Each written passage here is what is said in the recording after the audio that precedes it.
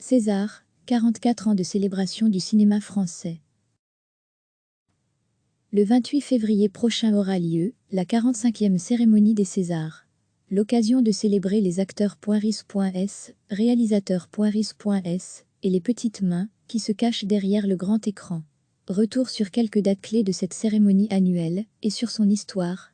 Palais des Congrès, Paris, 3 avril 1976. C'est le cinéma qui nous réunit ce soir. Et le but de cette manifestation est d'honorer la profession cinématographique tout entière. C'est avec ces mots que Pierre Tchernia, réalisateur, entame la première cérémonie des Césars, aussi appelée Nuit des Césars. Cérémonie qui deviendra annuelle.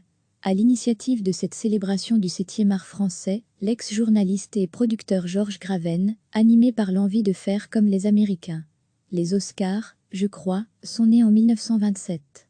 J'avais alors 13 ans, et depuis cet âge, aujourd'hui très lointain, j'ai toujours été obsédée par l'existence de ce personnage emblématique, non pas de chair et d'os, mais de bronze et de dorure, dont la réputation était planétaire. Jalousie? Émulation? Pourtant, à l'époque, la France connaît déjà plusieurs remises de prix.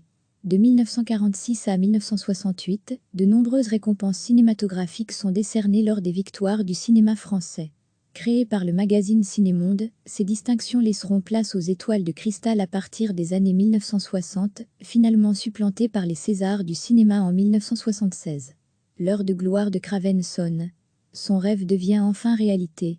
Pour mettre sur pied cette nuit du cinéma, Craven crée, un an auparavant, l'Académie des arts et techniques du cinéma, plus communément appelée l'Académie des Césars. Composée de 4700 membres, cette institution distingue, depuis plus de 40 ans, celles et ceux, ainsi que les films qui ont marqué le cinéma l'année précédente, en leur décernant un trophée désigné César. Avant d'être le nom de ce trophée, César est avant tout le prénom d'un sculpteur marseillais. En 1975, César Baldassini n'a jusqu'alors aucun rapport avec le monde du cinéma, si ce n'est son ami Georges Graven, toujours obstiné à organiser une cérémonie à la hauteur des Oscars. L'idée de créer un équivalent français a germé en moi, jusqu'au jour où le nom de mon ami César, sculpteur de génie, s'est imposé à moi, et sa sculpture avec lui. Oscar, César, 5 lettres qui rimaient à tel point que la naissance du second était devenue évidente, pour le plus grand bien de la promotion du cinéma, en Europe en tout cas. C'est donc tout naturellement que Craven demande à Baldassini d'élaborer une sorte de médaille. Une réalisation qui permettra à l'artiste d'être reconnu par ses pairs. Le trophée comme nous le connaissons aujourd'hui n'a pas toujours eu cette allure. La première version de 1976 s'apparente alors à une statuette inspirée de celle des Oscars, dont l'esthétique laisse certains dubitatifs. L'artiste se voit donc contraint de repenser sa création. L'année suivante, c'est donc une compression métallique confectionnée à partir d'ornementation de mobilier, qui sera octroyée au lauréat. Sorte de bûche en bronze, le César mesure 30 cm et pèse 3,7 kg.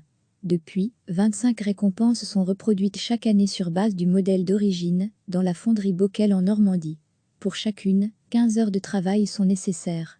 En 2005, Yolande Moreau est la première actrice belge à se voir attribuer le César de la meilleure actrice pour son rôle, dans Quand la mer monte. Elle reçoit 4 ans plus tard, et ce, pour la deuxième fois, le même César avec Séraphine.